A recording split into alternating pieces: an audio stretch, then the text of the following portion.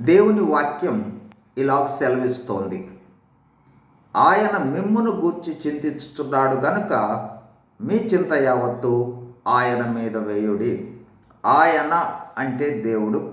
దేవుడు మనలను గూర్చి చింతిస్తున్నాడు గనక మన చింత యావత్తు దేవుని మీద వెయ్యాలి.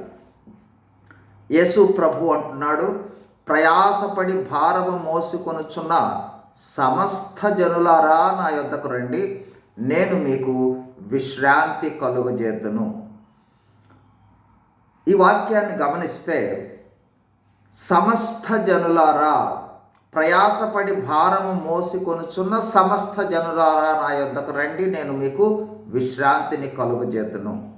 అలాగే మరో వాక్యం ఇలాగ సెలవిస్తోంది, నీ భారము యెహోవా మీద మోపుము, ఆయనే నిన్ను ఆదుకొనును, నీతిమంతులను ఆయన ఎన్నడును కదలనీయుడు. యెహోవా మీద మోపుము అంటే దేవుని మీద మోపుము అని అర్థం.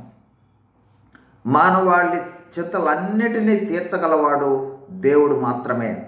అయితే విశ్వాసముతో దేవుని మీద భారం వేయాలి. మనలను గూర్చి దేవుడు చింతించుచున్నాడు. మనలను ఆదుకోవాలనేది ఆయన ఆశ.